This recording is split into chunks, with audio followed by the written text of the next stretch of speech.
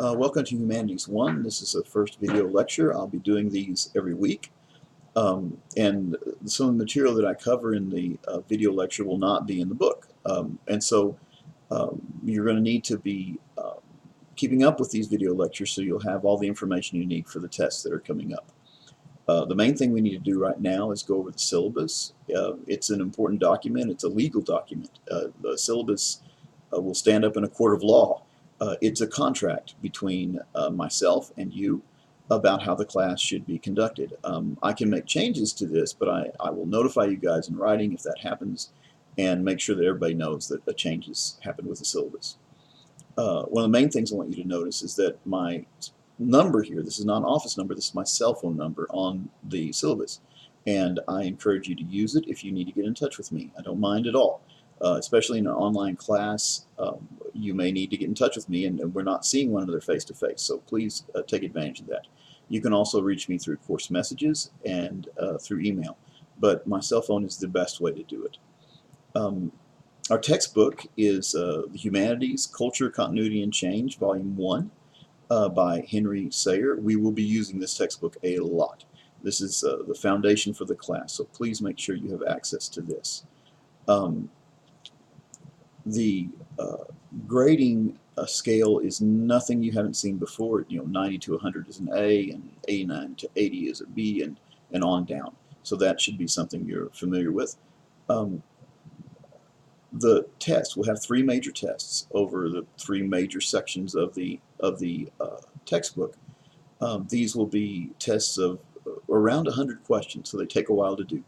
But those will be the main part of the grade. 70% of the grade will come from those tests. Everything else that we do will make up 30% of the grade. And those things are going to be primarily short essays that I'm going to ask you guys to do each week. I'll have a short essay question up, and a short essay is about 3 or 4 paragraphs. It needs to be something where you've dealt with the question that I asked. One sentence isn't really going to do it. But those shouldn't be too difficult. They shouldn't take a whole lot of time to do. But I want to see that you guys engage with some of the things that I want you to consider as we look at the humanities, the early part of humanities. And it's a huge subject, guys. It's enormous. I mean, we're going to be covering thousands of years of history here, beginning with the Stone Age and moving through until the Renaissance or the Reformation. And so it's a lot of ground to cover. We're going to hit the high points. But it's going to be fun. I love the humanities. I love this subject. There's so much to look at and so much to consider. So many interesting things about our history and the art and literature and architecture and the shape of culture, of civilization, the rise of civilization. I mean, it's endless. But we're going to kind of hit the high points and roll through this. So that you'll have your short essays to do, and I'm also going to ask you guys to submit 3 questions each week, and those questions will make the foundation for the video lecture. I will pick some of those questions. I can't do all of them, obviously, but the ones that I think are interesting and would be nice to answer and deal with, I will make those part of the video lecture for the next week, so you guys will have a hand in shaping the way that the class is taught in that way. Once again, I want to say this: if you have any questions about any of this, please use my cell phone. Text me, call me if there's anything that you don't understand at this point. I know that Blackboard has been problematic. It's a new template. This kind of surprised me because I didn't know it was coming. And so I'm kind of throwing this thing together as we go. It will all get ironed out, I promise. If you click on a tab and there's nothing there, don't worry, nothing's wrong with Blackboard. It's just that I'm working on shaping the class into this new template that we have. And so pay close attention to the course announcements. I'll tell you what to look at, what's important, what tabs you really need to be dealing with as I go along and make this thing work. So once again, any questions, please feel free to get in touch with me. I don't mind at all. Attendance is important, of course, and in an online class, it's just, did you access the class that week? And so Blackboard keeps track of whether or not you've showed up, and so that's how attendance will be calculated here. But you're going to need to keep up. You're going to need to be on Blackboard figuring out what's going on for each week. I will do my very best to have everything up on Monday that you need for that week. And then each Monday we'll kind of click over, and there'll be new stuff and new things to talk about, and new assignments, new essay questions, new discussion questions. So that should happen on Monday. And if it doesn't, I'll let you know. I mean, life is messy, right? Sometimes things happen, but that's going to be my job, is to try to make sure I get that stuff up over the weekend so you guys have it on Monday to start with. The makeup policy, the short essays and stuff like that, the not major tests will not be eligible for makeup, because it's just, we got to roll along, and it ends up being a nightmare if I have all this stuff coming in at the end of the year. And it worries me, right, when I see a lot of zeros there, and I'm wondering, are they going to get this done? Once I put up one of the 30% assignments, I'm going to leave it up for a week, and after a week it'll go away, and then I'll grade everything, and so we'll know we'll have hard numbers. This is what my grade is right now.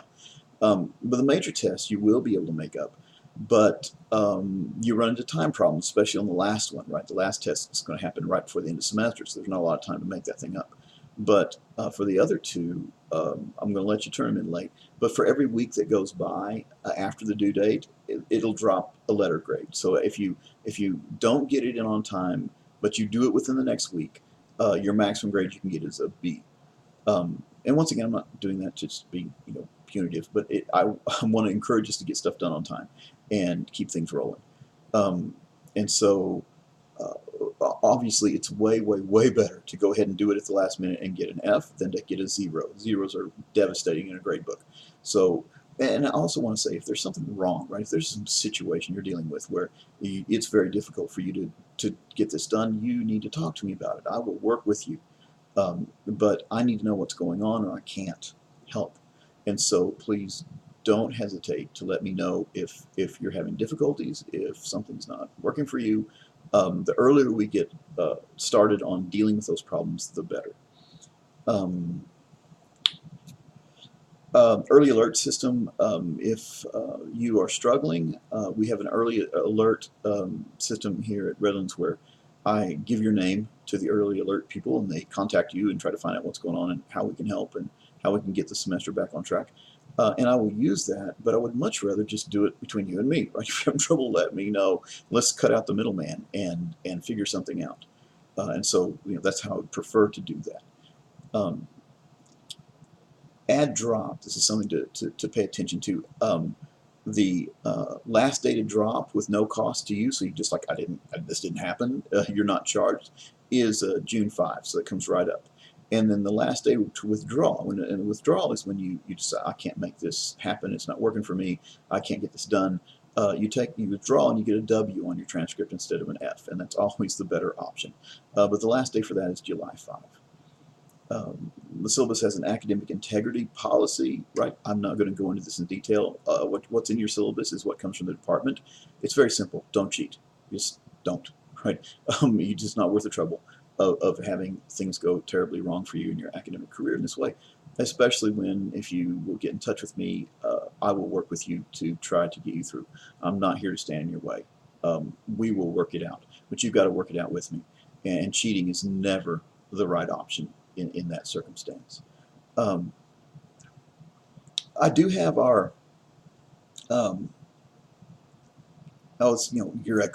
my expectations, your expectations, all this stuff comes from the department, right? Let's just get this done. I like to treat everyone as adults, right? I don't need to give you the little rules. We should all be working at this together and want to do it. I do have our safety and emergency procedures here, and I know this is an online class, but you may be on campus at some point, and these will be similar for any college that you go to. And the reason I put these here is because when I was working at OCCC, we had a really bad day. We did the worst thing possible in an emergency situation, and it was embarrassing. It really was. There was a viral rumor that started on campus that spread like wildfire, that somebody was shooting up one of the buildings, that there was an active shooter on campus. Our security people made the mistake of pulling the fire alarms instead of the shooter in the building alarm. And so while security thought there was an active shooter on campus, the entire population of the school in all buildings started filing out into the hallways. Um, then, on top of that, one of our security people was running through the library with his gun drawn and his finger in the trigger guard, which is like gun safety 101. So he falls over and fires his weapon, and it got to be a very, very long day. We had news trucks lined up all the way out to the interstate over literally nothing. And so we realized at that point that we're just not very good at this, and we worked very hard to get better. Now this is Redlands and not OCCC, but I still want to cover this stuff so you guys know what to happen, what to do in various situations.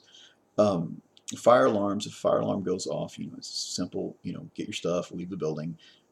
When they figure out what's in the microwave that's smoking, we all come back in. Colleges generally don't catch fire and burn to the ground, but we still have to have this procedure where if there's smoke, we gotta leave until they figure out what it is. Um, Medical emergencies are by far the most common thing that can go wrong on a college campus. And this could be something like someone having a seizure or passing out or throwing up. In this case, what we do is we have people on campus. Our security people are trained as first responders, and they will, we let them know what's happening, and they show up and deal with it. And so, if something like that happens, you need to get a hold of the people that can deal with the situation. Um, Bomb threats. This is getting into the scary stuff, right? A bomb threat happens. It doesn't happen often, but it can happen. 99.9% of the time, it's just somebody who's angry and they just want to disrupt things. There's no bomb, but we have to treat all these things seriously. And so, the main thing to know about a bomb threat is that when you leave the building, we must leave the building. You need to take everything with you, because if you leave something behind, especially a backpack, that then will tie up the first responders who are looking for the bomb. And so we need to take everything with us. We need to go to the park, not to the parking lot, to a grassy area. There's plenty of open space out around the school. But we don't go to the parking lot because it could be a car bomb. And the last and most important thing is do not use your cell phones. It's so natural a thing to do, just text, oh, there's a bomb threat, it's crazy, what's going on? Don't do that. Bombs many times are designed to be set off by a cell phone frequency, and if that frequency happens to match your phone, you might set the bomb off by accident. So don't. Um, then tornadoes, like we're all from Oklahoma, right? Well, some of you guys may not be. If you're not from Oklahoma, look, Oklahoma people love to scare you about tornadoes. They're not that bad. Tornadoes are easy to get away from and get in a safe space, and that's what we'll do. There are storm shelters on campus, and we will go there and be just fine if something ugly weather-wise is heading our way. The last one, and the scariest one, is the active shooter circumstance. This will not happen to you. You're much more likely to get struck by lightning than to be killed in a school shooting. But because these things are so terrible when they do happen, and because they get so much media attention, it seems like they're more prevalent than they are. But we do need to have a plan, and the plan is twofold. The first is to escape. Many of the rooms at Redlands have a door that goes straight outside, and that's what you'll do. Is we'll just leave if that's the case. But also, the next best option is sheltering in place. In the history of school shootings, not one shooter has ever tried to get through a locked door. They just move on. And so locking the door, it makes you about 100% likely to survive the circumstance. And so that's what we'll do. We lock the door, we get quiet, we get away from all windows, and we don't use our cell phones, right? We don't tie up, the lines of first responders. And listen, if you use your cell phones in an emergency like this, you're just making it worse. Because if you text your mom, there's a shooter on campus, um, your mom's going to next call the police. The police already know, right? And they're going to get inundated with all of these people calling in this emergency, and they just don't need that. Plus, cell phones make noise, and if we're sheltering in place, we don't want to draw any attention, so no cell phones. I actually had to take people's cell phones away when that thing happened at OCCC. They just would not stop. I spent like 6 hours in a locked room before they finally figured out that this was nothing. It was a bad day. So we'll do better than that, right, if something like this goes on here, and God forbid, right? 99.999% chance it won't, but we need to know what to do. And so that's the syllabus. If you have any questions, like I said, please let me know. I want you to get through chapter 1 of we'll be dealing next week, as we start next week, we'll be dealing with Chapter 1 of your textbook. And we're gonna, I'll have some supplementary material up for you to look at. Just check on Blackboard to see what's up there. I will make announcements. This is what this looks like. Here's where I want you to go. Here's the tabs that I have up to get the information to you. But let's look at our first chapter and look at prehistory. We're going to look at the time before history happened. It's a very long time. It's a fascinating thing that we have at least 60,000 years that we know of where human beings were on the planet. The oldest artifact we have of human make is a flute. It's a musical instrument. And when you've got musical instruments, you're looking at human beings, and it's 50, 60,000 years old. And for the vast majority of that time, almost nothing changed. It's kind of interesting that in the humanities course, we can cover prehistory in one class. It's 60,000 years of prehistory that we know of, and nothing changed. People lived the way that they did. Culture did not evolve in any way. We had stone tools, all this stuff it's an interesting way of life. We're going to kind of dig into that and see what that's like. But it's called prehistory because it's prehistoric. I got a kick out of the paleo diet, right? That was the big craze not too long ago. Maybe still is, I don't know. But my point was, tell me exactly how you know what prehistoric people ate. We don't have that information. And so the thing is kind of ridiculous to start with. But we'll look at it, and I'll tell you some of my thoughts on it, and we'll look what our textbook has to say. So be doing that, and on Monday I will have your first essay question up. I will have your I want you to do your first discussion questions by Monday, and also so that tab will be up. I'll put that up tonight, and so I want to have something to work with on Monday. I want to be able to do a lecture for that chapter with your questions on board, so we can start getting this thing done. And so that'll be due on Monday. After that, you'll have a week. You'll have till next Monday to do the next set of discussion questions. I'll put up detailed instructions on this on Blackboard as well, so hopefully everything will be clear. And as the time goes by, we'll kind of get into the rhythm of this thing, and it'll go along smoothly. So, and also your syllabus acknowledgement form, it's easy, right? This is something the department wants us to do. It's a way of saying I've done what I can to be sure that you've read this legal document, right? And so you're going to put a post up. It's under the syllabus tab. If you go to syllabus, under syllabus will be the assignment of acknowledge that you've read this, and it just give me a one sentence, I read the syllabus, and you're done. And so I want that done by Monday as well, because it takes literally 4 seconds to do. And so be looking over chapter 1. Think of 3 questions you have as you read this stuff. I want you to think of things that what questions does it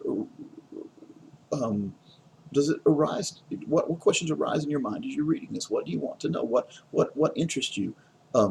There's a lot of stuff there, and it's fascinating. And so when you read this, I don't want you to just be simply engaging the information as, oh, here it is in the textbook. This is what our textbook has some mistakes in it, guys. There's some things in our textbook that are just not true.